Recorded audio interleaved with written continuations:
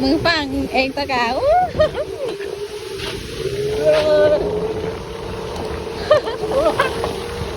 มึงพอตั้งหน้ากะตัวต้องพอตั้งหน้าตัวต้องพอตั้งหน้า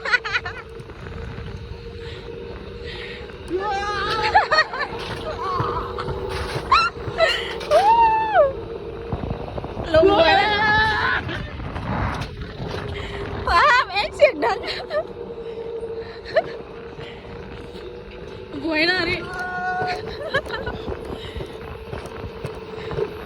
อันนี้ลงไปตั้งรูปนี่บวยกว่าเดิมเลยว่ะ